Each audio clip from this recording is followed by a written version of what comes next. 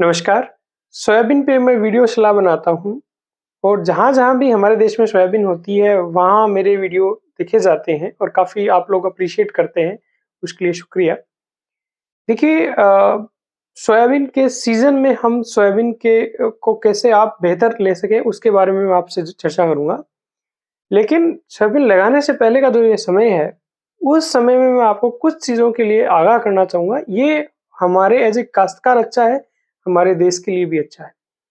देखिए, आज जिस पहलू पे मैं आपसे चर्चा करने वाला हूँ, वो है कि सोयाबीन के जो मोनोकल्चर है, लगातार सोयाबीन लगाने की वजह से जो प्रॉब्लम हम एज़ ए किसान फेस करने वाले हैं, जो हमारे देश की मिट्टी फेस करने वाली है, उसके बारे में चर्चा करेंगे और उसका सिर्फ़ एक पहलू लेंगे, वो है सॉइल ऑर्गेनिक कार्बन यानी जो सॉइल ऑर्गेनिक मैटर कह दें, जो आपकी ज़मीन में जो खाद होती है, उस पे या मतलब जो ज़मीन का भुरभुरापन जो ऑर्गेनिक कार्बन की वजह से होता है, उसमें जो सूक्ष्म जीव होते हैं, उन पे सोयाबीन के मोनोकल्चर का क्या फ़र्क पड़ता है? यानी मोनोकल्चर का मतलब होता है लगातार सोयाबीन करना। हमारे कई ऐसे खेत हैं जिन पे पिछले 30-40 साल से हम लगातार सोयाबीन पे सोयाबीन करते जा रहे हैं। लगातार सोयाबीन लगाने से क्या असर होने वाला है इसका अंदाज़ा शायद आपको नहीं है। देखिए, आज हम एक डेवलपिंग कंट्री हैं और विकास कर रहे हैं, विकासशील हैं।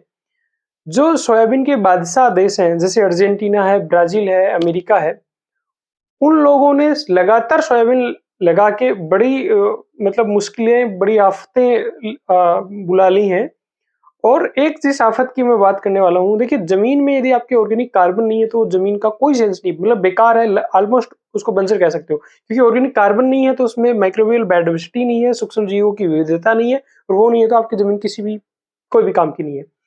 एक बहुत रीसेंट स्टडी है जो कि अर्जेंटीना की है। अभी बहुत ही लेटेस्ट में अगस्त 2023 में उसका पेपर आया है, बहुत रिप्यूटेड जर्नल का पेपर है। अपन बहुत सारे लगातार सोयाबीन पैदा करने के एंगल पे चर्चा करेंगे वन बाय वन, पर आज जिस चीज़ पे मैं चर्चा करने वाला हूँ वो ऑर्गेनिक कार्बन है और उस स्टडी में बताया गया है कि उनका पिछले 10 साल का एक एनालिसिस था और उस एनालिसिस में उन्होंने ये पाया कि जहाँ जिन-जिन फील्ड में लगातार सोयाबीन हो रही थी, उन फील्ड्स में ऑर्गेनिक कार्बन बहुत ड्रास्टिकली रिड्यूस हो गया, बहुत कम हो गया ऑर्गेनिक कार्बन।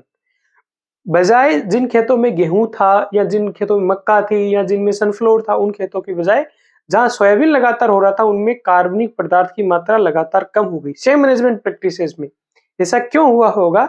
उसका रीज़न ये है कि लगातार जब आप सोयाबीन करते हो, तो सोयाबीन का जो रेज़िड्यू है या जो कह दीजिए कि पौधे आप जो दाना निकाल लेते हो, उसके बाद में जो अवशेष बचता है, वो उसकी मात्रा, उसकी जो वेट है, बायोमास है, वो कम होता है, इसकी वजह से उसका ऑर्गेनिक कार्बन लगातार कम होता है। हमें तो ये भी लगता होगा कि नहीं यार, सोयाबीन में नाइट्रोजन फिक्सेशन करने वाले बैक्टीरिया होते हैं और होते हैं, तो सोयाबीन अपनी ज़मीन को इनरिच ही कर रही होगी। सिर्फ़ एक ऑर्गेनिक कार्बन के पहलू पे बात कर रहे हैं, उस स्टडी में ये देखा गया कि वो 1-2 साल की स्टडी नहीं है, 1-2 साल के डाटा पे हम भरोसा नहीं कर सकते, 10 साल की स्टडी है। उसमें ये पाया गया कि करीब 8.1 ton per hectare organic carbon कम हो गया। प्रॉब्लम तो है कंटिन्यू सोयाबीन करने से और बहुत प्रॉब्लम है, किसी और वीडियो में चर्चा करेंगे, बात लंबी हो जाएगी। पर सिर्फ आप समझते हैं कि ज़मीन की जो जान होती है वो उस ऑर्गेनिक कार्बन होता है और ऑर्गेनिक कार्बन लगातार सोयाबीन करने से यदि कम हो रहा है तो हम क्या कर सकते हैं? कई एरिया हमारे ऐसे हैं जिसमें सोयाबीन के अलावा हमारे पास कोई विकल्प नहीं है।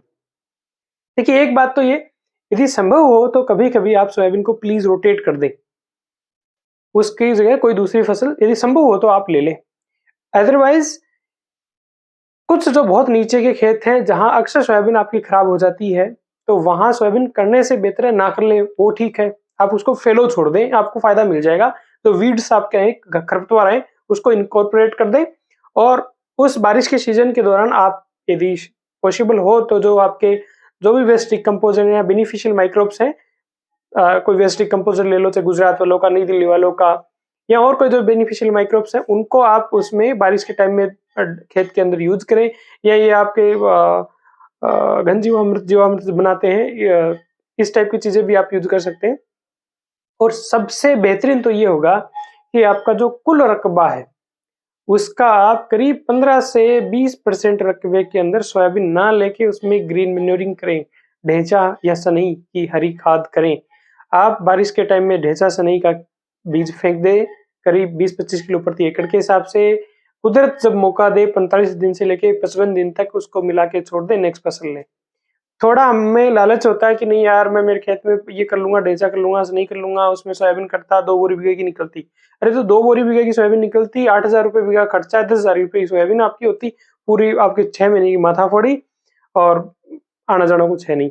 मतलब जो बहुत ही खराब टाइप के खेत हैं, जिनकी हालत बहुत बुरी हो चुकी है, तो प्लीज मेरा तो खास इम्फेसिस ये है, आपसे ग्रीन मैन्योर नहीं हो रही है, आप नहीं कर पा रहे हैं, सोयाबीन के अलावा और कोई विकल्प ही नहीं है आपके पास, तो आप फेलो छोड़ दें खेत को, उसको परछावनी छोड़ दें। और बहुत बेकार खेतों की बात कर रहा हूँ। ऐसे तो आप कहते हैं डॉक्टर साहब क्या कर रहे हैं यार, खेती करवाना छुड़ाओगे, पर आपके टोटल एरिया का, आप करीब 20-25% एरिया में आप ग्रीन मैन्योर, सनई या ढेंचा की हरी खाद करें, प्लीज करें, प्लीज करें। ऑर्गेनिक मैटर बहुत जरूरी है, उसके बिना खेती कंटिन्यू नहीं हो सकती। और खासकर सोयाबीन जैसी फसल कर रहे हो तो लगातार वो ऑर्गेनिक कार्बन को डाउन की तरफ ले जा रहा है। ये कुछ स्टडी, देखिए ये हमारे देश में ये स्टडी कब होंगी, आज के 10-15 साल बाद में होंगी।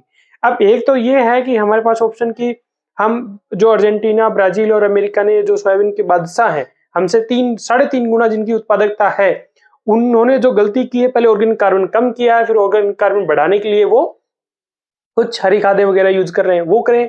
या सीधा ही हम उनकी गलती ना करें, उनकी गलतियों से सीख लें, और सीधा जो यहाँ पहुंचना, हमें जो एक डेवलप कंट्री को पहुंचना है सीधा यहाँ, तो वो उनकी गलतियों से सीखते हुए करें।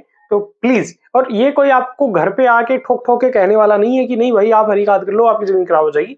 ये आपका अपना चॉइस है। यदि आप के 20-50 बीघा जमीन है, आप अफोर्ड कर सकते हो, तो प्लीज अपने कुल रकबे का 20-25% एरिया में हरी खाद करें। खेती हमें बहुत लंबे टाइम तक करनी है, जनता है इसको खाने के लिए भी चाहिए, तो खेती का तो हो सकता है आने वाला फ्यूचर बहुत बढ़िया हो, क्योंकि जनता को खाने के लिए तो चाहिए। तो हमें हमारी ही जमीन को भी बचा के रखना है, ताकि इस पे हम सस्टेनेबल प्रोडक्शन ले पाए। उम्मीद है मैं आपको क्लियर कर पाया कुछ। और नटशेल में इसको कहूं कि कुछ स्टडी ऐसी आई है जिनमें ये कहा गया है कि कंटिन्यूअस सोयाबीन करने से जमीन की कार्बनिक पदार्थ की मात्रा कम हो रही है, और इसका मतलब उसकी ओवरऑल वो दब रही है जमीन। तो उसको बूस्टअप करने के लिए आप संभव हो तो अपने कुल एरिया का 20 से 25% एरिया में हरी खाद, सनई या ढेंचा करें। और वो भी आपसे नहीं बन पड़ रहा है तो आप उसमें एटलीस्ट उसको आप फेलो ही छोड़ दो, जो बढ़िया खरपतवार उसमें होगे उसको बारिश के टाइम में उसको पलट दे। या कोई अन्य फसल का विकल्प है, तो जैसे मक्का का है, धान का है, तो आप उसके ऊपर जा सकते हो। सोयाबीन लगातार करने के और क्या क्या नेगेटिव, बहुत भयंकर नेगेटिव, उन पे किसी और वीडियो में चर्चा करेंगे। आज के लिए बस इतना ही। नमस्कार, जय हिंद।